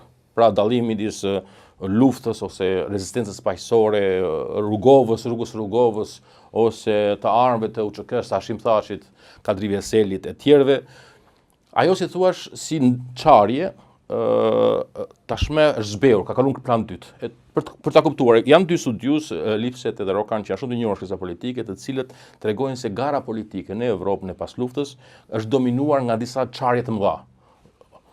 Rurale, urbane, shtet, sekularizëm apo kish, periferi, qendër, punëtor apo kapitalist. Pra, ekziston të çarje, si thua, boshte ku bëhet edhe përplasja. Siç e kemi në Shqipëri për shkakun që në fillim fare ka qenë qendrimi ndaj komunizmit. E justifikon apo ka qenë kundër e dënon. Kjo ka qenë dominimi në Kosovë, pra në Kosovë ka lidhur me luftën. Duket që brezat e rinj, shkëputja, sepse në fund të fundit të flasësh për Kosovën sot për luftën, është njësoj si të flitet për shembull në Gjermani 72-shin për luftën e 2 botërore. Ose në Itali për luftën e 2 botërore. Pra janë brezat e rinj të cilët janë shkëputur, nuk kanë memorie kolektive. Dhe kemi nga tranzicioni pas luftës, dhe temat e pas luftës, kemi tema të reja. Dhe kjo është elementi i dytë që do vjen duke që janë tema që nuk janë më klasike, po janë gati postmoderne ose postmaterialiste. Pra nuk janë më përveç se nuk janë më temat e luftës, pra kemi të bëjmë me më shumë dominon establishment, anti-establishment i Kurtit, dominon aje për ndryshim, apo për vazhdimsinë e së kaluarës, a e për sovranitet, apo institucionalizëm. Pra, kjo zhvendosje është tektonike për Kosovën. E dyta është, elementi dytë do vjen duke, është çimentimi i farë mënyre sistemi partijake. Do më thonë, tashmë kemi një sistem ku kemi një parti dominante. U bën zgjedhje, kemi që 2019 që kemi zgjedhje, Kurti është vendosur si parti e parë, por prej 2021 kemi konsolidim si partia e parë, me luhatje. Partia e dytë kryesore rivali Kurtit është PDK-ja, partia LDK aty ku ty lëviz, nuk ka ndryshim të madh, dhe po ashtu dhe AK-ja. Pra kemi lloj ngrirje të një sistemi partijak ku Kurti është, si thua, pika gravitetit e këto rrethon. Pra kjo është një edhe tjetër element që e vën në duke Maurice Duverger edhe sartorët tjerë që quajnë këtë sistem politik me një parti dominante. Edhe elementi tretë, do ta shkruaj edhe elementi tretë që është interesant. Elementi tretë është edhe zhvendosja e debatit politik larg dimensionit materialist. Për shembull, nëse tradicionalisht edhe në politikën klasike, politika bëhet mbi paga, mirëqenie, infrastrukturë, siguri ekonomike, tani është bërë për identitet, për sovranitet, është bërë për krenari, është bërë për çështjet e emocioneve. Pra kemi një zhvendosje në një botë atë që quhet Engelhardt e quan revolucioni i hershtur, brezat e pas luftës, ose brezat që kanë pas të tjera prioritete, pak më shumë prioritete mbijetese. Brezat e më tutjeshëm, që brezat e Evropës moderne dhe Kosovës moderne, nuk kanë të lidhje të madhe me sendin, por e kanë më shumë me emocionin. Dhe kjo është element tjetër, sepse Kurti ja ka dalë që këto zgjedhje mos ishte referendum për performancën e tij deri po ishte referendum për identitetin. A je në kampin tim apo kampin e tjetrit? Pra jo vot për performancën e qeverisë, dhe kjo ka të bëjë me atë që diskutojmë më herët, që nuk ka rëndësi për qytetarët a ka përmbush premtime, a ka pasur apo s'ka pas skandale, a ka luftuar korrupsionin apo jo, por ata ka rëndësi në cilin kamp jam unë. Pra ky është elementi i tretë që shikojmë si ndryshim rrënjësor në jetën politike të Kosovës, parë nga syri i një komparativist i shkencave politike. Kemi Albin Kurtin, por një rikthim të Vjosa Osmanit. Mund të jetë përsëri një rikthim i saj në presidencë? Jo, e para njëherë është një mbivlerësim i rolit të Vjosa Osmanit, bile faktikisht nëse kanë dëshmuar ndonjë gjë këtë zgjedhje është që efekti i saj ka qenë minimal. Po thuaj se zero, po. Dhe kështu që tani e dyta, si shpjegova më herët, Kurti është faktori kyç i këtij procesi dhe i formimit të presidencës, kështu që është e vështirë me ju imponu atij, sepse votat e një pasqyrshëm ka treguar që është partia e parë, edhe është i pa të i kalueshëm, kështu që është e vështirë që të shantazhohet ai me Vjosa Osmani. E treta, nuk e di a i bën apo jo votat bashkë me LDK-n. Se një probleme thelbësore që ka qenë aty është se LDK-ja nuk e dim bashkë me Kurtin a mbush 2/3. Kështu që mund të jetë pa dobishëm koalicioni me ta. Pra, hem nuk e ka peshën e madhe që i duhet, por hem nuk e ka mundësi me i bë presion Kurtit, sepse Kurti ndjer para një presion të tillë nuk e ka përgjigje dhe me shkruan zgjedhje të tjera. Siç ka treguar. Është skenar, Po absolutisht po. Hipotetikisht qendron. Absolutisht po, sepse këto zgjedhje nuk kanë sjellë zgjidhje. Ne jemi në remi, ne jemi në kthim në shkurt. Po me një diferencë të madhe. Nëse në shkurt opozita kishte gjasa reale dhe u sabotua nga LDK-ja, pra kishim Lumir Abdixhikun, i cili sabotoi potencialin ose mundësinë, oportunitetin për krijuar një qeveri të opozitës, sepse ai refuzoi të bëjë pjesë e bllokut opozitar, duke deklaruar o më bëni mua kryeministër o s'ka, o s'bëhet asnjë nga opozita kryeministër. Dhe mandej pasaj në vend që të mëshonte ide se një qeverie të opozitës, duke qenë se deputetët e opozitës ishin më të shumë numër se deputetët e Kurtit pas zgjedhjeve të shkurtit të vitit kaluar, ai propozoi qeverisje teknike duke e sabotuar faktikisht idenë e një koalicioni opozitar. Po ashtu edhe tani u pa që me të mbaruar ora e votimit, në vend që të ngritë pazarin në farë mënyre për opozitën ose për të treguar, për të bërë presion ndaj Kurtit, për të thënë që shiko, okay, ti të kanë dhënë qytetarët këtë mesazh, e tani duhet tregohesh bashkëpunues edhe të bësh dialog. Deklarata e parë ishte u vetë ofertuan për të hyrë për të kafshuar në qeveri. Do të thënë me njëherë Vjosa Osmani Barcelisës tha tashmë nuk ka si pengesë që unë t'jem kandidat e president. Do të thënë, këta nuk kanë as skrupujt më minimal. Aty u duk që ajo ka një ambicie ego. Po, nuk kanë as skrupuj minimal, as minimumin e taktit që ta t'i frenojnë këto, se të gjithë mund kemi ambicie edhe Madje më duk edhe pak euforik dje, nuk e di. Banal, do të thënë se kjo është. Kishte një lloj euforie. Po edhe euforie qesharake farë mënyre sepse është shumë larg pritshmërive, u rikthyte rezultati i shkurtit të vitit kaluar, u rikthyn gjithë si Kosovë, kemi një vit e ca të humbur kot, pikërisht për të rikthyer në rezultatin e shkurtit dhe për të kthyer dilemat të tjershme. Skenari më i mundshëm Madri cili është në ditën vijim? Po skenari më i mundshëm është që besoj unë të paktën që të bëhet një lloj ujdie ku rrugës LDK-s t'i bien puplat e pretendimit presidencë dhe mund të Vjosa Osmanit, sepse sidomos pas konfliktit që vjoi më pas, e përplasjet edhe zënkave, e shoh të vështirë një ripajtim, edhe padyshim që do e shifsha të vështirë që Kurti me kaq shumë letra që kanë përduar të pranonte ti imponohej Vjosa Osmani, por ka mundësi që të bëhet një koalicion me LDK-n, LDK-ja të kënaqet me ca poste ministri në këmbim të presidentit, ose të bie dakord për një president të pranueshëm për Kurtin, që mund të vi propozime nga LDK-ja, por dikush që nuk ka ato ambicie ose nuk ka pasur të kaluar përplasje me Kurtin, që Kurti mos të duket sikur po lëshon pe po dorëzohet. Sidomos pasi ka pasur rezultati prapë që del partia e parë. Kështu shikoj potencialisht më të madh. Ne shoh të vështirë që të bëjmë të tjera hapësira. Ose nëse tregon intransigjent, nuk është habit shkohet prapë në zgjedhje, po kjo do ishte shumë e rëndë për Kosovën sepse rrezikohemi për një vakum të qartë institucional, nga që afati që presidenti ka detyrë të qëndrojë e ta mbajë postë është vetëm 6 muaj. Përtej saj i bie që Kosova s'ka asnjë person, asnjë figurë, asnjë institucion tjetë me legitimitet. Dhe kjo do e vinte në një lloj limbo institucionale e papërgjegjshmërisë të jashtëzakonshme, që shpresoj ta anashkalojmë të gjë dhe gjeten një kompromis. Kalojmë tek protestat në Shqipëri. Si ke parë? Ke marrë pjesë në disa prej tyre, më jep edhe komentin si e ndjeve dhe çfarë është ajo që nuk duket nga kjo protestë? Po unë kam qenë shumë entuziast faktikisht bile njerëz si puna ime që shkruanin, denonconin, dilin në media, vullnetarisht edhe pa paguar, pa marrë para, as për analiza, as për artikuj e gjëra. Po e bërim të ime një sens vokacione, një sens misioni, gati e qonin veten Don Kishotesk në farë mënyre, sepse shikonim që nuk sillte revolt, por ky lloj negativiteti që dilte pas dyre denoncimeve faktikisht sillte një farë efekti pervers të dorëzimit.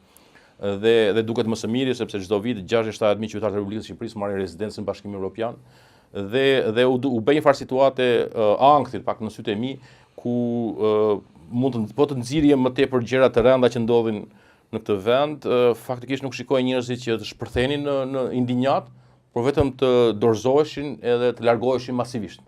Dhe ky është fakt kokfort faktikisht, janë mbi gjysma e popullsisë së Shqipërisë është jashtë vendit. Dhe kjo është një akt pa precedent. Domethënë është vendi vetëm në botë që në kohë paqe, në periudhën bashkëkohore të ketë më shumë banor jashtë se brenda, të lindur në Shqipëri. Domethënë është edhe në vende që kanë pasur luftra të mëdha, po themi në këtë dekadën e fundit, pra Siri, Ukrainë, Libi, Afganistan, nuk ka këtë largim të popullsisë. Ne jemi ndodhet në kohë paqe. Pra me të vërtet mendoja që kishte një lloj fatalizëm, desfatizëm, dorëzim kolektiv të madh, edhe ndonjëherë shifsha veten që vazhdoja shkruaja artikuj, dilja në debate, që nuk e kam profesionin tim, domethënë nuk është se ha bukë për saj. E shifsha gati Don Kishotesk, kështu që për njerëz si puna ime, kjo revolt edhe fakti që ndezi ishte një ngazëllim i jashtëzakonshëm. Domethënë skenari im ishte që do ngriheshim kur të dështonte ekonomia, si në theshtatët. Në theshtatët. Po. Por kësa radhe më ka befasuar për të mirë, jam i surprizuar për të mirë. E shikoj profilet e njerëzve, shikoj njerëz që janë bashkuar nga tëra anët, është tamam një lëvizje qytetare. Ai flamingo me pupla roz, befas u bë gjallësa më dashur, u bë një simbolik, sepse ja doli që të bënte për vete e të mobilizonte njerëz të gjitha profileve, të cilët vështirë se mund shkonin në një parti. Pra nga studente, profesioniste, besimtare, aktivistë dritave të kafshëve, dritave gjinore, një laramani e madhe e shoqërisë, të cilët gjeten një emërus përbashkët, sepse simbolika e flamenkos nuk ka të bëjë vetëm me revoltën për shkeljen e trashëgimisë natyrore, por u bë epitoma, Përtej simbolika përtej e keqeverisjes, e abuzimit, e mashtrimit, e arrogancës, e një shteti që duke qartë në sytë e publikut të gjerë, që ishte në shërbim të interesave të ngushtë të kryeministrit edhe njerëzve rreth tij, dhe në kuriz të sëmirës publike. Shikonin, pra ishte një thyrje e madhe e besimit, dhe fakti që njerëzit dolën, e shembën frikën, e thyen atë murin e heshtjes që mbizotronte në Shqipëri, dhe në një kohë shumë të shkurtër, në mënyrë shumë spontane, u gjet një mesazh që pati rezonancë të jashtëzakonshme. Dhe unë mendoj që ky protest, edhe kështu si është deri tani, kaq sa është, ka pasur suksese të jashtëzakonshme. Së pari njerë, mendoj që suksesi i parë i madh është një temë lokale. Nga ato që kemi parë shumë, pas asnjës ka marrë shumë vëmendje. E kemi parë edhe Erioll, e kemi parë tjera, e kemi parë edhe kur i morën ujin në Tragjase, edhe kur i bën devijimin në rrugën Elbasan Librazh. Pra i kemi parë në shumë vende, por asnjës ka pasur rezonancë. Dhe në farë mënyrë kësaj radhe njerëzit solidarizuan për diçka lokale dhe e bën befas kombëtare. Pra kjo gjë doli nga gjëra periferike. Së dyti që është thelbësore është që, pra jo edhe periferike i doli, por tani shikojmë që kjo ka johon në gjithë diasporën. Shikojmë që është bërë për qytetarë. Atë do të bëjë të dytën. Atë do të thosh elementin e dytë. Elementi i dytë është edhe thelbësor i kësaj që ka ndodhur, është që dhe arritja më e madhe, suksesi më i madh është që ka thyer ose ka depërtuar në makinerinë e madhe të anestezisë mediatike që kishte ndërtuar qeveria, pushteti me ata që ka rrotull si partner ortak. Sepse kjo protest ose tema të këtij lloji rrien në hije në mediat tradicionale, të cilat devijojnë vëmendjen, diktojnë agjendën, bën kornizim, framing të ndryshëm, priming të ndryshëm, pra losin gjithë taktikë, largojnë, hapin shashka, tani kemi edhe instrumenta të pastra të dezinformimit që qarkullojnë, vetëm që të shërbejnë si anestezi ose devijim vëmendje ose shfryrje ose pra të sabotojnë pakënaqësitë. Dhe atë që quhet kanë manufakturuar miratimin. Pra ata kanë përpunuar opinionin publik të tillë për të krijuar mjaftueshëm pëlqim, dorëzim ose nënshtrim te shoqëria. Dhe kjo korracë e madhe e ndërtuar u depërtua, u ça në dy forma. Forma e parë me mediat jo klasike, pra faqe rrjete sociale, faqe si Reporteri, si Birni, si Citizen.al, si Qendrës Shqiptare, rrjete sociale, iniciativa private dhe si punës të atëndes fundja, e kanë bërë që të dali. Dhe së dyti, media ndërkombëtare. Dhe pastaj, sepse rezonanca që pati, dhe ndjeshmëria që krijoi, dhe akti shumë brutal, por edhe arroganca që ata kanë pas solidaritet sepse kanë parë në nivel global. Sepse ata po ndihen në nivel global që po vuajnë nga arroganca e Kushnerit edhe një presidenti abuzues në kuptimin me pushtetin dhe që gjithë familja e tij përfiton në mënyrë të palishme nga pushteti dhe kanë ndjenjë një rezonancë. Përpos kësaj edhe elementi tjetër i ambientit dhe mjedisit dhe shitjes së interesave publike tek njerëzit e pasur. Kundër argumenti. Pra dy elemente dhe këto ju imponuan medias. Po ka një gjë, kundër argumenti, kundër zhvillimit, po pengon zhvillimin, po pengon turizmin. Okej, ti jap fitoren e tretë edhe pastaj ti përgjigjem me kësaj. Fitoria e tretë. Fitoria e tretë mendoj unë thelbësor ka edhe sa të tjera, por këto po i marrim shpejt meqense s'kemi shumë kohë. Fitoria e tretë është që sistemi statukoja, regjimi ky përqendrim kaq i madh i pushtetit në një dorë, nëpërmjet flirtimit kaq haptazi me krimin dhe siç po shikojmë dita ditës në SPAK, ka një gjë thelbësore në saj. Ka menaxhimin e pakënaqësisë. Pra një ndër problemet që adresoi kjo protestë është që theu monopolin e menaxhimit të pakënaqësisë. Duke shpërfillur Partinë Demokratike dhe partitë e tjera opozitare. dhe duke dal jo në rrugë institucionale, por në rrugën e rrugës. Edhe Gonshen nuk e kishin lejuar pas një video. Absolutisht. Pra, sepse edhe kjo bëjnë mirë, sepse duhet të shmangen çdo lloj parti politike, sepse kjo është një protestë për Shqipërinë, edhe kurse si nuk mund të lejohet që të glaberohet nga interesat në ngushtë ose nga një pankartë simbol ose slogan partie.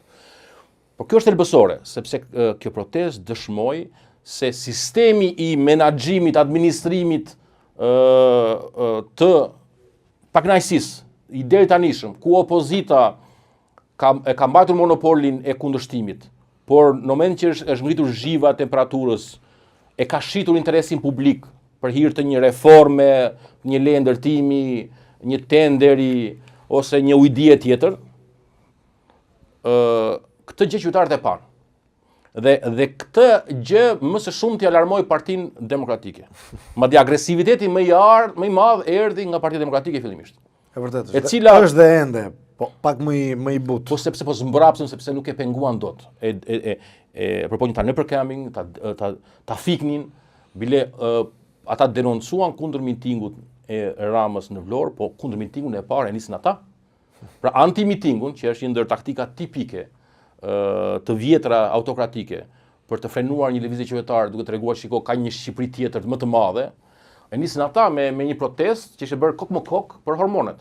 Bile tani e protestojnë për ta bërë në Shkodër. Pra në farë mënyre, sepse ata shikojnë më të rëndën, ata shikojnë që nuk janë më nuk mund të vendet në pazar me Ramën. Sepse i dështuan Ramës. Rama i jepte favore ndere, i mundësonte, i bënte, i pranonte në tryez, sepse jo vetëm për votat, se tani se ka nevojë votave, por për simbolikën e idesë që është okay, ju e me menaxhoni me pakënaqësi. Çfarë pakënaqësi e kanë, ju e merrni e shfryni. Po. Ky monopol u thye. Pra anti-mitingun e parë bën ata, sulmet e para bën ata nga sulme nga më banalet, jo soroist, jo kështu e ashtu. Jo velia, jo kështu e, do bën këto tjera të dhe kjo gjë ka pasur efekt kundërveprus. I ka pasur efekt bumerang. Sepse në vend që opozita pa çka të kauzave të veta të entuziazmohet për të pakënaqësi, edhe të aleancojë, dhe mos përpiqet ta zaptonte, por të paktën t'i bashkojë, ata dolën për plasë dipër. Pra Rama e vërsuli opozitën tradicionale që të bënte opozitën e opozitarizmit. Pra ne kemi parë një rast kaq flagrant, ashtu sikur se parëm rastin flagrant atje, që ishte detonatori. Detonatori ishte kur policë ruanin një tuf banditësh, të cilët brenda garit paligjshëm, me makina që ishin në veprim paligjshme, pa një leje, pa një projekt, guxonin sytë e policëve të mediave të merrnin zvarr, kidnaponin, e ta godisnin e ta torturonin një qytetar. Ashtu sikur sa ajo ngjalli natin edhe me opozitën, ngjalli natin faktikisht që kjo opozit de jure bën opozitën e opozitarizmit de facto.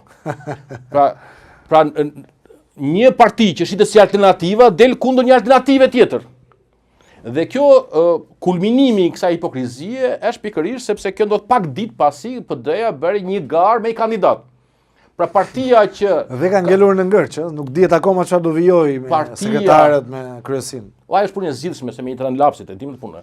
Po partia që është krijuar dhe krenohet, dhe ku unë ka milituar për një kohë gjatë në të kaluarën, sepse ka sill pluralizmin në Shqipëri, bën gara moniste. Pra partia që thotë që ka rolin historik të shembjes së monizmit, bën gara moniste. Dhe këtë mentalitet monist do ta bëj edhe në opozit, i do të gjithë në rresht. Dhe kjo është arsye pse protestues me të drejtë shkuan edhe u revoltuan. Pra kjo është fitoria e tretë që dolën nga ato instrumentet e pushtetit. Kundër zhvillimit, pra ikën Shqipërisë një super investim, mega investim, ndërkohë që ka dhe agenda të huaja që po ndërhyjnë, thua. Okej, ti marrë me radhë. Së pari njëherë për kundër zhvillim, mund ta kuptoj këtë të ishte para 10-15 vjetësh. Për shembull kur të propozoheshin për të parë ideja e investorëve strategjik. Por tashmë nuk flasim më për supozime. Tashmë kemi fakte. Pra ne nuk mund t'i besojmë me kryeministrit kur thotë që ky është zhvillim, sepse rasti më klasik është rasti i Palasës edhe Dërmis. Ushqit si projekt green është më brown se banana. Ushqit si kur do jetë motori i ekonomisë son, faktikisht është thjesht një lloj geto izoluar, vilash, Të pasurish. Njerëzish të pasur që nuk është pjesë e zinxhirit të furnizimit ose zinxhirit të ekonomisë. Madje hëngri dhe tregjasin. Po edhe atë po me sësirave. Por kemi parasysh diçka, ekonomia e resorteve është një ekonomi që e shikon në shumë vende dorës tretë. Që unë kam multuar bollshëm, kam parë mora në Egjipte, në Tunizi, në gjithë farë vende shikon që ka resorte që janë luks e njerëzit përreth janë fukarallëk dhe varfëri ekstreme. Vendet e tjera që kanë pasur zhvillim, nuk e kanë përmjet resorteve të izoluara, si Safari mes Afrikës, ku ke luks edhe tjerët janë zibuke. Modeli i zhvillimit është i vendeve fqinje. Turizëm familjar, turizëm i vogël, shtesë e mesme, që është ndodh kroaci, me hotele të vogla, ku njerëzit nuk vjen vetëm diku në zonë të mbyllur ku gjithçka ofrohet aty dhe importohet, madje edhe krahu punës importohet, por edhe shkon ke përvoja, ke ndërveprime, shko pi një kafe, ha një drek, një darkë, eksploron një muze etj me radhë. Prandaj unë sugjeroj të gjithëve për shembull me shku për kuriozitet me pa në Ulqin, ku është një resort i tillë që është quhet Karizma Resort, një kompani e madhe meksikane. Ata edhe ushqimin e sillin me anije nga Tivari, edhe stafin e ka nga Meksika. Aty brenda ka dhe farmaci, edhe marka, nuk ka asnjë gjë lokale. Shkoni pyesni aty lokal, banorët lokal çfarë mendon për atë punë, nëse ata kanë provojë me gjatë turizëm. Dhe këtu problemi thelbësor nuk është që ne kemi skepticizëm për të ardhmen. Pa nuk kemi kundër zhvillimit. Ne kemi revolt për të kaluarën.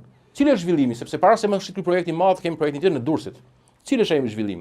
Që i jepet tokë shtetërore, i jepet porti më i vjetër i Shqipërisë, porti më i rëndësishëm i Shqipërisë. I jepet pa taksa. Një kompani e cilët po duket qartë sipas i kemi thënë se po i zhytin ato. Dhe ndërkohë jo vetëm që i jepen këto premium që qytetarëve shqiptar nuk i jepet, por shteti shqiptar me taksat e shqiptarëve, pa çka se u pretendua që do jenë investitor të huaj dhe të NATO-ja, do harxoj 700 milion, 800 milion euro për ndërtuar një port të ri nga e para. Pra jo vetëm falur tokë, por do të shtuar parë nga xhepat e shqiptarëve për më ndërtu atje.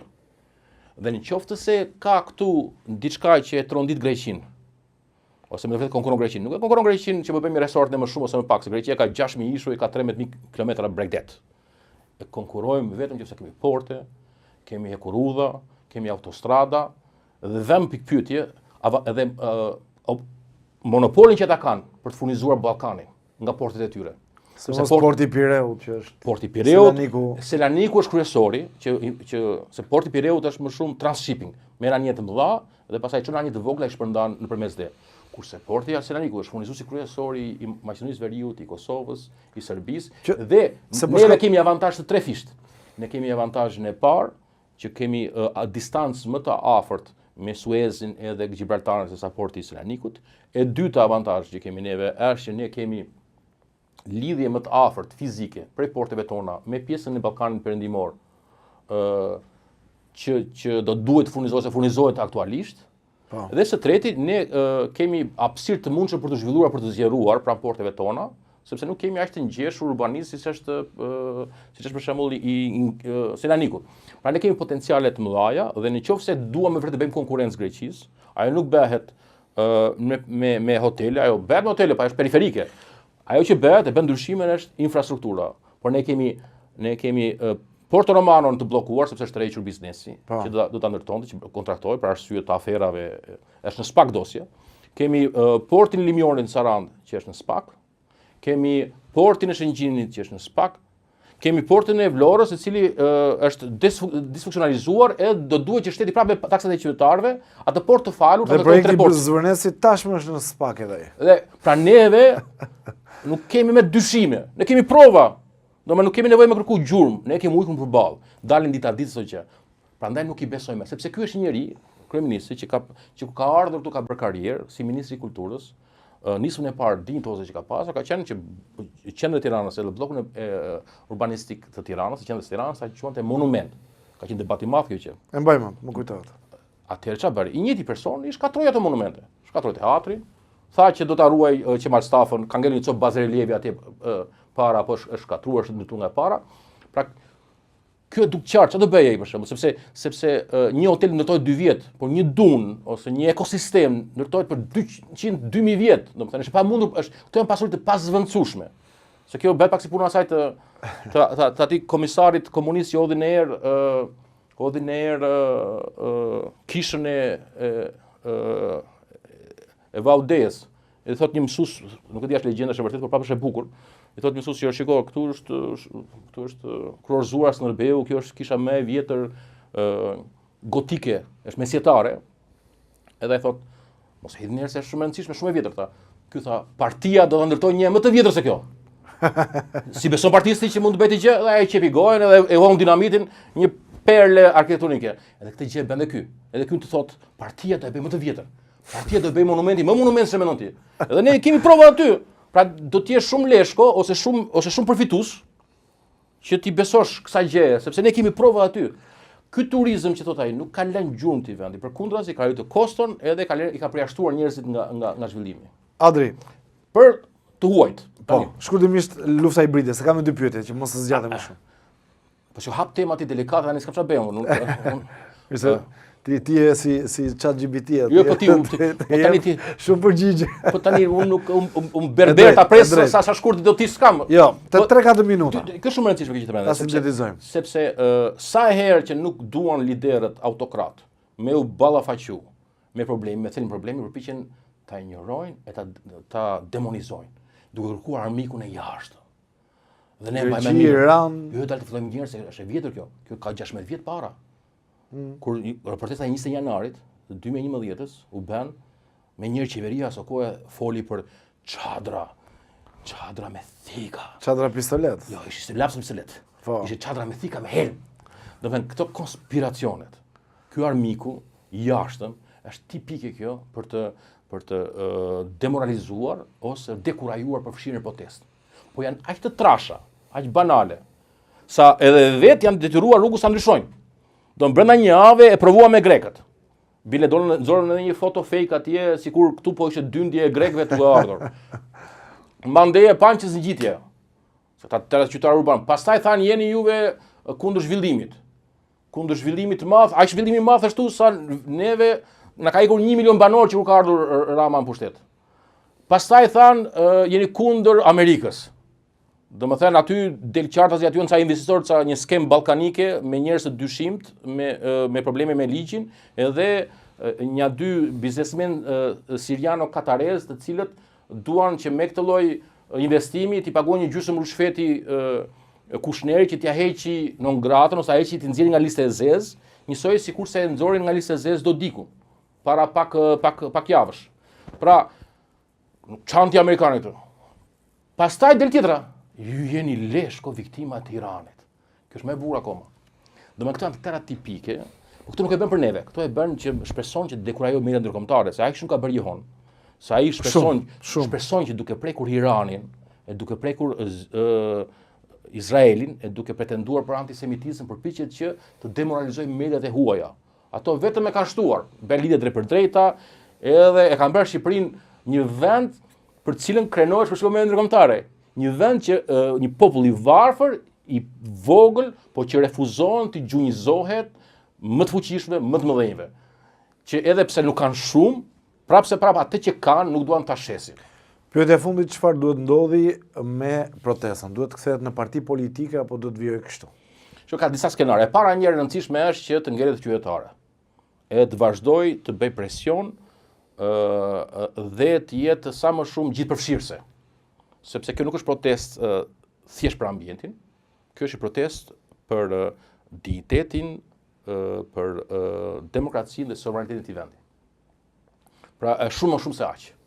Është një protest kundër padrejtësisë, kundër pabarazisë.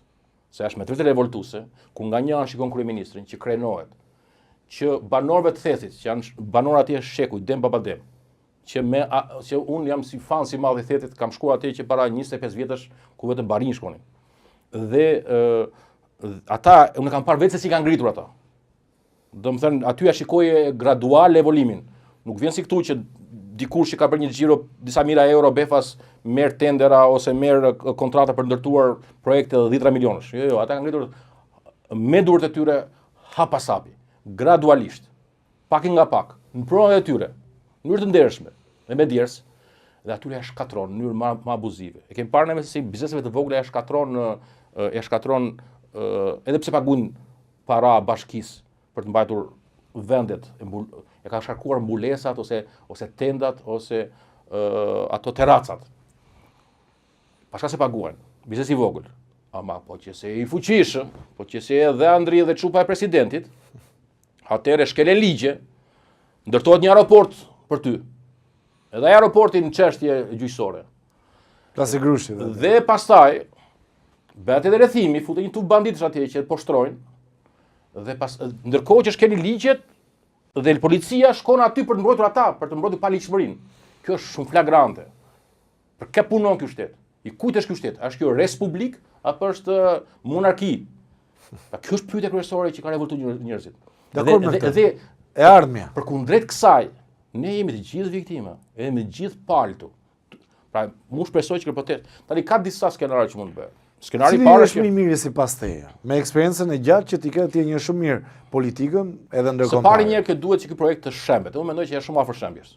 Cili? Projekti i Zvërnec, projekti i Kushnerit, një projekt shumë i dyshimt që është një investim i kryeministrit me trashëgimin ton, me pasurinë ton, me të ardhmën brezave që vinë për të shpëtuar lëkurën në vet, për të pasur akses tek shtëpi e bardh, me shpresën që ata ja shkulin prizën spakut që po i vjen gjithmonë më tepër vërdall kupolës së pushtetit. Dhe kjo që ka funksionuar, e pam tani të freskët me Dodikun, i cili duke pranuar projektin e ri të gazit të njerëzve të familjes Trump, siguroi heqjen nga. Dhe ky projekt ka inkaluar sepse kemi rastin e Serbisë. Dhe unë mendoj që është arritja e parë e madhe. Arritja e parë e madhe do ishte sikur ky projekt të shembej. Dhe mendoj që është shumë afër kësaj, dhe mendoj që Kushneri me këtë revoltë të madhe ndërkombëtare që ka krijuar, përveç se vendase, do ketë shumë vështirë të vazhdojë të projekt përpara. Jo vetëm sepse ka ndërhyrë spaku, por dhe kjo ka ndodhur. Por dalmi pak te Shqipëria. Jo, ta mbaroj pak. Çfarë ndodh? Ka ndodhur në Serbi, po sepse duke shpjeguar analogjinë, Po. unë besoj se ja përgjigjen. Në Serbi, sikurse në Shqipëri, janë pak a shumë skenari i njëjtë sepse pak më sa duket Rama bashkëpunon me Vučićin. Në fund të fundit e shikojmë Ramën që vjen në Shqipëri Alabari, pasi ka shkuar, ka investuar Beograd na Vodi. Protestat e para në Beograd dhe krijimi i një opozite të re moderne kozmopolitane atje ka ndodhur atje për Beograd na Vodi. Nuk ja dolën me frenu, por ma u krijua një brez aktivistësh të vendosur, të inkurajuar, të cilët vjet ja dolën që të çonin në dështim projektin e Kushnerit për një monument, atje ishte monument kulture, dhe ministri atje për shkak të presionit, edhe për shkak të mobilizimit të institucioneve, atje është në proces gjyqësor bashkë me zyrtarë të tjerë që kanë manipuluar ose kanë bërë afera për të ndryshuar statusin e monumentit, por u detyrua Kushneri për të tërhequr. Jo sepse u tërheq Vučići, por sepse jona ndërkombëtare ishte e tillë sa ai shikonte biznesin të pavazhdueshëm.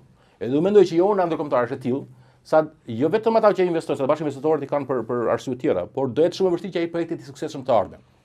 Pra, suksesi i parë do të ishte është që ky projekt të fikej. Së dytë, suksesi i dytë do ishte në qoftë se ky veprimtari, kjo organizat qëndron një larg ekstremizmit, pra rrezik skenarie që mund të përshkallëzohet, përplaset, radikalizohet, dhe e dytë pra qëndron qytetare, nuk vazhdon se kanë parë një gjë sa elemente që do doja që të shmangeshin. Ka elemente, është vërtet. Agresiviteti, gjua banale, domethënë ajo është hipotezë dinjitoze, shikon prindërt më shumë. Vulgariteti mund ta prish. Absolutisht. Dhe ky është rreziku i madh, që vulgariteti që mund të jenë edhe provokatorë të dërguar, sepse fakti e shikojmë që qeverisë po i trazohen shumë ujëra, janë duke lëvizur kema në tokë dhe mund të çojnë edhe provokatorë ose edhe opozitës fundja. Pra ky është rreziku i dytë, për shembull, ose skenari i dytë i rrezikshëm, po themi, se skenari i parë është që shembet projekti. Po i tretë? Skenari tjetër është që të përpiqen partitë ta përvetsojnë. Masi se mundun dot me shku me dal ku diun, jo Lëvizja Bashk, jo Shehaj, jo PD-ja, me pik me glaburu. Duke çu njerëz të vetë, duke folur me vetë, duke dalë me pankarta etj me radhë, ajo do demoralizoj atë pjesë të shoqërisë që nuk beson këtyre partive politike. Në fund suksesi i kësaj proteste është që dolin nga partitë politike tradicionale. Po që bëhet parti. Skenari i fundit është, skenari i fundit është që mund të ndërtohet një front i ri i shoqërisë civile, kjo ka ndodhur, bile në rastin e Serbisë ka ndodhur faktikisht tillë, por ka ndodhur në raste të tjera, vende të tjera, sepse edhe pse duket pak çuditshëm ky flamingoja, këto janë, si thua, ngjarje ose rrethana që mund të kenë ndryshime tektonike. Pavarësia e Amerikës ka ardhur për shkak të revoltës së çajit. Dhe me atë quhet Boston Tea Party, ku vajtën ja hodhën çajin e mbretit, ja hodhën si revolt për taksën. pavarësia e Indisë, një ndër vendet më të mëdha në botë, e dytë më e madhe në botë, ka ndodhur si pasojë e marshimit të Gandhit për kripën, për taksin kripës. Revolta e parë e rëndësishme e vendeve baltike ka ndodhur për ndërtimin e një centrale të ri bërthamor, ose në Estoni për një minierë të fosfatit. Në Portugali, Salazari ka rënë sepse një shit celulesh ka shkuar dhe ka vendosur një karajfil në grykën e pushkës së një prej ushtarëve që ishte shkuar atje për të protestuar. Edhe ajo situatja theu zemrën e ushtarëve, e ndrun krahët. Edhe u bë simbolika më e madhe atje. Në Hungari për shembull, para se të binte perdja e hekurt, gara kryesore ose sfida kryesore ka qenë prapë për ambientin, ka qenë kundër një digë në Danub, që ndryshonte tërësisht ekosistemin atje. Pra, simbolika tilla, more portokallia në Ukrainë, janë të shumta simbolika tilla. Velvet në Çeki. Po, bravo. Pra ka mundësi, kjo edhe purpurta në Shqipëri, po, ka mundësi që kjo gjë të kthehet në një gjë që transformojë Shqipërinë. Dhe kjo është e mundur. Dhe skenari i fundit fare është që nëse ja dalim me kalu sfidën e parë, mundet që të jetë ndërtuar një bërtham liderësh, ambientalist ose mendishmëri të tjera që të krijojnë një formim të ri. Për shembull, ai formimi që doli nga protestat në Beograd kundër Beograd Navodi, pra projekti i Alabarit atjeshëm, ai për shembull sot ka 5 deputet, ka kryer front i gjelbër të ka 5 deputet. Mirë, në fund të kësaj bisede, Adrian Morellari, faleminderit, kënaqësi. Shpresoj të ftosh prapë. Besoj po. Je një mik i imi, kështu që do jesh gjithmonë në panele as diskutohet. Erdhëm në fund edhe të Albania Newscast për ditën e sotme. Ju falenderoj të gjithëve që na ndoqët, jepni komentet tuaja, sugjerimet dhe bëni subscribe. Do t'i shikojmë të gjitha, do t'i reflektojmë të ftuar dhe deri atëherë do takojmë në episodin e fundjavës. Ju uroj gjithëve një javë sa më të mbarë dhe sa më dinamike. Dhe patjetër i bashkojmë dhe unë asaj që ti the, të jenë gjithë në protestë dhe të japin kontributin e tyre qytetar. Deri atëherë shihemi fundjavë.